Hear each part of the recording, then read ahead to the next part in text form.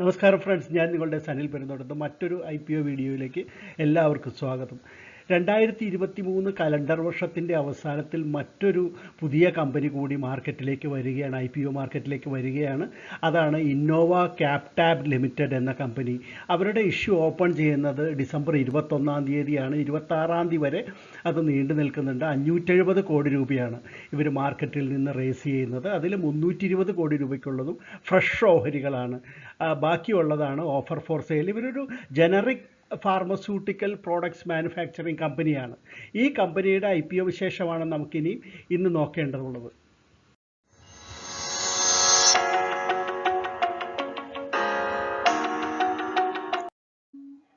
Innova Captab limited ഈ company മറ്റ് pharmaceutical കമ്പനികൾക്ക് വേണ്ടിയിട്ട് കോൺട്രാക്ട് ബേസിൽ മെഡിസിൻസ് നിർമ്മിച്ച് നൽകുകയാണ്. അതായത് ജനറിക് മെഡിസിൻസ് എന്ന് പറഞ്ഞാൽ നമുക്കറിയാം, പേറ്റൻറ്റ് കഴിഞ്ഞ, അതായത് ആദ്യമായിട്ട് നിർമ്മിച്ച കമ്പനിയുടെ പേറ്റൻറ്റ് അവസാനിച്ച് കഴിയുമ്പോൾ മറ്റേത് കമ്പനിക്കും അത് നിർമ്മിക്കാമെന്നുള്ള അവസ്ഥയെത്തുമ്പോൾ അത്തരം മെഡിസിൻസിനെയാണ് നമ്മൾ സാധാരണ ജനറിക് മെഡിസിൻസ് എന്ന് പറയുന്നത്. അത്തരത്തിലുള്ള ബ്രാൻഡഡ് ആയിട്ടുള്ള ജനറിക് മെഡിസിൻസ് നിർമ്മിക്കുക എന്നുള്ളതാണ് ഈ ഇന്നോവ ക്യാപ്ടാബ് ലിമിറ്റഡ് ചെയ്യുന്നത്.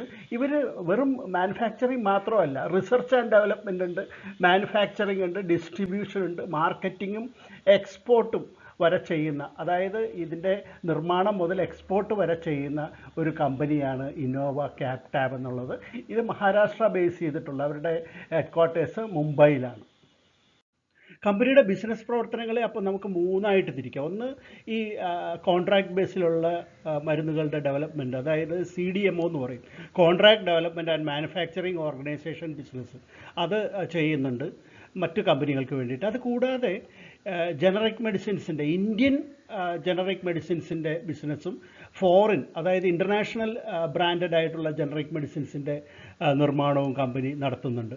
ഇവരുടെ പ്രധാനപ്പെട്ട രണ്ട് നിർമ്മാണ കേന്ദ്രങ്ങൾ ബഡ്ഡി എന്ന് പറയുന്ന ഹിമാചൽ പ്രദേശിലാണുള്ളത്.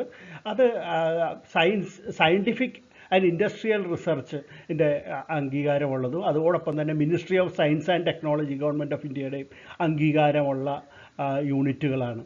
അതുകൂടാതെ പഞ്ചകുള, ഹരിയാനയിൽ തന്നെ, അവിടെ ഒരു റിസർച്ച് ആൻഡ് ഡെവലപ്മെൻറ്റ് സെൻ്ററുണ്ട് കമ്പനിക്ക്. പിന്നെ മറ്റൊരു പ്രത്യേകത, നമ്മളുടെ ജമ്മുവിൽ, ഇപ്പോൾ ജമ്മു ഓപ്പൺ അപ്പ് ആയിട്ടുണ്ടല്ലോ, ജമ്മു ആൻഡ് കാശ്മീർ, അതിൽ ജമ്മുവിൽ പുതിയ ഒരു പ്ലാന്റ്, നിർമ്മാണ കേന്ദ്രം അവർ ആരംഭിക്കാനായിട്ട് പ്ലാൻ ചെയ്തിട്ടുണ്ട്. അതോടൊപ്പം തന്നെ ആരംഭിക്കുന്നതാണ്. ഇന്ത്യൻ കമ്പനികൾ മാത്രമല്ല, ഇൻ്റർനാഷണൽ കമ്പനികൾ, മെഡിക്കൽ ഫാർമസ്യൂട്ടിക്കൽ കമ്പനികളും ഇന്നോവ ക്യാപ്ടാബിൻ്റെ ക്ലയൻസാണ്. ഉദാഹരണത്തിന് ചില കമ്പനികളുടെ പേര് ഞാൻ വായിക്കാം: Cipla limited, Glenmark pharmaceutical limited, Wockhardt limited, Corona remedies, MQR pharmaceutical limited, Lupin limited, പിന്നെ Intas pharmaceutical, Leeford health care, Medley pharmaceutical, Cachet pharmaceutical, Eris health care, Indoco remedies limited, JB chemicals and pharmaceuticals, Oaknet health care, Juventus health care, Ajanta pharma, Mankind pharma, smart lab private limited തുടങ്ങിയിട്ടുള്ള നിരവധി കമ്പനികൾ. ഇത്തരത്തിൽ കമ്പനിയുമായിട്ട് കോൺട്രാക്റ്റിൽ ഏർപ്പെട്ടിട്ടുള്ള 200ഓളം customers അല്ലെങ്കിൽ ക്ലയൻസാണ് Innova ക്യാപ്ടാബിനുള്ളത്. അവരുടെ portfolio നോക്കുകയാണെങ്കിൽ ഏകദേശം 400 generic മെഡിസിൻസാണ് company manufacture ചെയ്തുകൊണ്ടിരിക്കുന്നത്. അത് മറ്റൊരു കാര്യം എടുത്തു പറയേണ്ടത്, നാഷണലായിട്ടും ഇൻ്റർനാഷണലായിട്ടും 3400ഓളം ഡിസ്ട്രിബ്യൂട്ടേഴ്സ്, സ്റ്റോക്കിസ്റ്റുകൾ കമ്പനിക്കുണ്ട്. അതുകൂടാതെ ഏകദേശം 96,000 റീറ്റെയിൽ ഫാർമസീസ് വഴിയാണ് ഇവർക്കിത് വിൽപ്പന നടത്താനായിട്ട്. ഇവരുടെ മാർക്കറ്റിങ്ങിനുള്ള നെറ്റ്വർക്ക് വളരെ വിശാലമായിട്ടുള്ള നെറ്റ്വർക്കാണ്. മാത്രമല്ല 17ഓളം രാജ്യങ്ങളിലേക്ക് കമ്പനി മരുന്നുകൾ എക്സ്പോർട്ട് ചെയ്യുന്നുണ്ട്. പിന്നെ ഈ പഞ്ചകുലയിലുള്ള, അതായത് ഹരിയാനയിൽ അവർക്ക് 20ഓളം സയൻറ്റിസ്റ്റുകളും എൻജിനീയേഴ്സും അടങ്ങുന്ന ഒരു R&D റിസർച്ച് ആൻഡ് ഡെവലപ്മെൻറ്റ് ടീമാണുള്ളത്. ഇതെല്ലാം വളരെ ശക്തമാണ് കമ്പനിയുടെ നെറ്റ്വർക്ക് എന്ന് കാണാൻ നമുക്ക് സാധിക്കും ഇതുവഴി. ഇനി നമുക്ക് ഇന്നോവ ക്യാപ്ടാബിൻ്റെ ഇഷ്യൂ സംബന്ധിച്ച മറ്റു ചില വിവരങ്ങൾ പരിശോധിക്കാം. പ്രൊമോട്ടേഴ്സ് മനോജ് കുമാർ ലോഹരിവാലയും വിനയ് കുമാർ ലോഹരിവാലയുമാണ് ഇതിൻ്റെ പ്രധാന പ്രൊമോട്ടേഴ്സ്. അവരുടെയാണ് ചിത്രം കൊടുത്തിരിക്കുന്നത്. അവരുടെ കൈവശം ഇഷ്യൂവിന് തൊട്ട് മുമ്പ് 66.85% ഓഹരികളും ഉണ്ട്. ഇനി വാല്യുവേഷൻസിലേക്ക് കിടക്കുകയാണെങ്കിൽ 14.16 EPS, P ratio 31.64, return on net worth 24.58% ആണ്, NAV 57.6 പെർ ഷെയറുമാണ്. ഇനി ഇതിൻ്റെ പിയർ കമ്പനികൾ ഏതൊക്കെയാണെന്ന് നോക്കാം. പ്രധാനമായിട്ട് ടോറസ് ഫാർമസ്യൂട്ടിക്കൽ 36.79 അതിൻ്റെ EPS കാണിക്കുന്നത്. പിന്നെ ഉള്ളത് Laurus lab 14.69 EPS, Ajanta laboratories Ajanta pharma അത് 45.89, JB കെമിക്കൽസ് 53 പിന്നെ ബേസിക് ആയിട്ടുള്ള EPS, Natco pharma 39.18, Eris life science 28.1, Indoco remedies 15.44, Suven pharmaceuticals 16.16, പിന്നെ വിൻഡിലാസ് ബയോടെക് അതിൻ്റെ 19.7. അങ്ങനെയാണ് എൻ്റെ ബേസിക് ആയിട്ടുള്ള EPS കാണുന്നത്. നമുക്കപ്പോൾ ഈ കമ്പനിയെക്കുറിച്ചൊരു ഏകദേശ രൂപം കിട്ടും. ഈ കമ്പനിയുടെ EPS 14.16 ആണെന്ന് നമ്മൾ പറഞ്ഞു കഴിഞ്ഞു. ഇനി നമുക്ക് ഇതിൻ്റെ ഒബ്ജക്റ്റ് എന്താണ്, ഇത് എന്തിനു വേണ്ടിയിട്ടാണ് ഇപ്പോൾ ഇഷ്യൂ നടത്തുന്നത്? 320 കോടി രൂപയുടെ ഫ്രഷ് ഓഹരികൾ കമ്പനിയിലേക്ക് വരികയാണ്. അപ്പോൾ നമ്മൾ അറിയേണ്ടത് ഒരു 80 കോടി രൂപയ്ക്കുള്ള ഒരു പ്രീ IPO പ്ലേസ്മെൻറ്റ് കമ്പനി നടത്തി കഴിഞ്ഞു. 80 കോടി രൂപ കമ്പനി പിരിച്ചെടുത്തു കഴിഞ്ഞു. അപ്പോൾ അത്രയും പിരിച്ചത് 448 രൂപ പെർ ഷെയർ ആയിട്ടാണ്. ഇപ്പോഴും 448 ഇതിൻ്റെ അപ്പർ ബാൻഡ്. അപ്പോൾ ഈ 448 സക്സസ്ഫുൾ ആയിട്ട് 80 കോടി രൂപയ്ക്കുള്ള ഓഹരികൾ അവർ IPOയ്ക്ക് മുമ്പ് ഒരു പ്രീ ഇഷ്യൂ ആയിട്ട് നടത്തി കഴിഞ്ഞു. അത് സക്സസ് ആയിരുന്നു എന്നുള്ളത് നമ്മളൊന്ന് അറിഞ്ഞിരിക്കണം. അപ്പോൾ ഈ ഇഷ്യൂ ഇപ്പോൾ നടത്തുന്നത് പ്രധാനമായിട്ട് 144.4 കോടി രൂപ അവരുടെ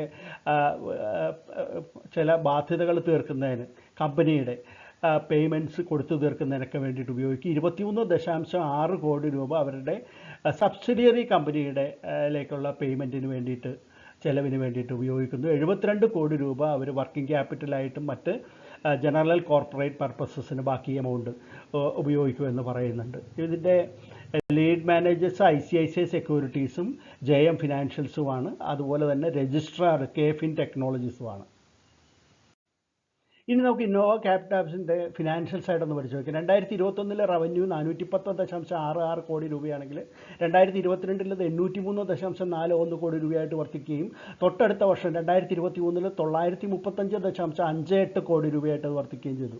അപ്പോൾ 2022 നിന്ന് 2023 വരുമ്പോഴത്തേക്ക് ഏകദേശം 16.45% വർധനവ് രേഖപ്പെടുത്തിയിരിക്കുന്നത് റവന്യൂവിൽ. ഇനി നെറ്റ് ഇൻകത്തിൽ നോക്കുകയാണെങ്കിൽ 34.5 2021 അവരുടെ ലാഭം അല്ലെങ്കിൽ പ്രോഫിറ്റ് ആഫ്റ്റർ ടാക്സ്. 2022 അത് 63.95 കോടി രൂപയായിട്ട് വർദ്ധിച്ചു. 2023 67.95 കോടി രൂപയായിട്ടും വർദ്ധിച്ചു. അപ്പോൾ 2022-23 തമ്മിലുള്ള വ്യത്യാസം നോക്കുകയാണെങ്കിൽ പ്രോഫിറ്റ് ആഫ്റ്റർ ടാക്സ് അല്ലെങ്കിൽ അറ്റാദായത്തിൽ 6.26% വർധനവാണ് കാണിക്കുന്നത്. ഈ അറ്റത്ത് കാണുന്ന കോളം 2024 ഫസ്റ്റ് ക്വാർട്ടറിലെ ഫലങ്ങളാണ്. അപ്പോൾ നമുക്ക് ഇതിൻ്റെ റിസൾട്ട് നോക്കുമ്പോഴത്തേക്കും വളരെ മികച്ചതായിട്ടാണ് കാണാനായിട്ട് സാധിക്കുന്നത്. ഇനി നമുക്ക് ഇന്നോവ ക്യാപിറ്റാബ് ലിമിറ്റഡിൻ്റെ ഇഷ്യൂ ഡീറ്റെയിൽസ് ഒറ്റനോട്ടത്തിൽ ഒന്ന് പരിശോധിക്കാം. ഡിസംബർ 21 മുതൽ 26 വരെയാണ് ഈ ഇഷ്യൂ നീണ്ടു നിൽക്കുന്നത്. ഇതിൻ്റെ പ്രൈസ് ബാൻഡ് 426 രൂപ മുതൽ 448 രൂപ വരെയാണ്. ഫുള്ളി പ്രൈസ്ഡ് ആയിട്ടുള്ള ഒരു ഓഹരിയാണ് ഇതെന്ന് പറയാം. ഫ്രഷ് ഓഹരികൾ 320 കോടി രൂപയ്ക്കുള്ളതും ഓഫർ ഫോർ സെയിൽ 250 കോടി രൂപയ്ക്കുള്ളതും. അപ്പോൾ ഇതിൻ്റെ ഇഷ്യൂ സൈസ് എന്ന് പറഞ്ഞാൽ 570 കോടി രൂപയാണ്. മിനിമം ഒരു റീറ്റെയിലർ അപ്ലൈ ചെയ്യേണ്ടത് 33 ഓഹരികളാണ്. അതാണ് ഒരു ലോട്ടെന്ന് പറഞ്ഞാൽ. അങ്ങനെ 13 ലോട്ട് വരെ റീറ്റെയിലേഴ്സിന് അപ്ലൈ ചെയ്യാം. എന്നാൽ HNIക്കാർക്കാണെങ്കിൽ 14 മുതൽ 67 ലോട്ട് വരെ അപ്ലൈ ചെയ്യാവുന്നുണ്ട്. HNIസിന് 15% ഓഹരികളാണ് കൊടുക്കുന്നത്, ഇൻസ്റ്റിറ്റ്യൂഷൻസിന് 50%, അതുപോലെ റീറ്റെയിലേഴ്സിന് 35% അലോക്കേഷൻ കിട്ടുക. അത് 10 രൂപയാണ് ഇതിൻ്റെ ഒരു ഫേസ് വാല്യൂ എന്ന് പറഞ്ഞു കഴിഞ്ഞാൽ. ഇത് നമുക്ക് അറിയേണ്ടത് ഇതിൻ്റെ അലോട്ട്മെൻറ്റ് വരുന്നത് ഡിസംബർ 27 ആയിരിക്കും എന്നുള്ളതാണ്. NSEയിലും BSEയിലും ലിസ്റ്റ് ചെയ്യുന്ന ഒരു കമ്പനിയാണിത്. ഇതിൻ്റെ ലിസ്റ്റിംഗ് വരുന്നത് ഡിസംബർ 29 ഈ കലണ്ടർ വർഷത്തിൻ്റെ അവസാനത്തോടെയാണ്. ഇനി നമുക്ക് ഈ കമ്പനിയെക്കുറിച്ച് മറ്റു കാര്യങ്ങൾ പറയുകയാണെങ്കിൽ ഇതിൻ്റെ പെയ്ഡ് അപ്പ് ക്യാപിറ്റൽ ഇഷ്യൂ കഴിയുമ്പോൾ 57.23 ആയിരിക്കും. മാർക്കറ്റ് ക്യാപ്പ് ആണെങ്കിൽ 2563.68 ആയിരിക്കും ഇതിൻ്റെ അപ്പർ ബാൻഡ് വെച്ച് കാൽക്കുലേറ്റ് ചെയ്യുമ്പോൾ. ഇനി മറ്റൊരു കാര്യം എടുത്തു പറയേണ്ടത്, ഇത് വാങ്ങണോ വേണ്ടിയോ എന്നൊക്കെ ചിന്തിക്കുന്നവരോട് പറയാനുള്ളത്, ഇത് റീസെൻ്റായിട്ട് ഷാരോൺ ബയോടെക് എന്ന് പറയുന്ന ഒരു കമ്പനിയെ റീസെൻ്റായിട്ട് ഇത് അക്വയർ ചെയ്യുകയുണ്ടായി. മാത്രമല്ല ഇപ്പോൾ പുതുതായിട്ട് ജമ്മുവിലൊരു പ്ലാന്റ് അവർ നിർമ്മിക്കുന്നുണ്ട്. വളരെ ബ്രൈറ്റ് ആയിട്ടുള്ളൊരു ഫ്യൂച്ചറാണ് കമ്പനിക്ക് പ്രതീക്ഷിക്കുന്നത്. അതായത് ഇത് വളരെയധികം എക്സ്പോർട്ടും അതുപോലെ തന്നെ ഇൻറ്റേർണലായിട്ടും ഡിമാൻഡുള്ള ഒരു കമ്പനി തന്നെയാണ്. നല്ല വലിയ ക്ലയൻസാണ് കമ്പനിക്ക് ഉള്ളത്. കോൺട്രാക്ട് ബേസ് എല്ലാം തന്നെ വളരെ ലോങ് ടേം ആണ്. അതുകൊണ്ട് തന്നെ വളരെ ബ്രൈറ്റ് ആയിട്ടുള്ളൊരു ഫ്യൂച്ചറുള്ള കമ്പനിയാണ്. അതുകൊണ്ട് നമുക്ക് ഇൻവെസ്റ്റേഴ്സിന് ധൈര്യമായിട്ട് ഈ കമ്പനിയുടെ ഓഹരികൾ വാങ്ങാമെന്ന് തന്നെയാണ് എൻ്റെ വ്യക്തിപരമായിട്ടുള്ള അഭിപ്രായം. ഇന്നോവ ക്യാപ്ടാബ് ലിമിറ്റഡിൻ്റെ IPO വിശേഷം കേട്ടല്ലോ. ഇഷ്ടപ്പെട്ട് കാണുമെന്ന് വരുന്നു. ഇഷ്ടപ്പെട്ടെങ്കിൽ തീർച്ചയായിട്ടും ലൈക്ക് ചെയ്യുക. ഈ വീഡിയോയെ നിങ്ങൾ എല്ലാ രീതിയിലും സപ്പോർട്ട് ചെയ്യുകയും ചെയ്യുക. നമുക്ക് മറ്റൊരു IPO വിശേഷമായിട്ട് വീണ്ടും ഉടൻ തന്നെ കാണാം. അതുവരെ നന്ദി, നമസ്കാരം, ബൈ.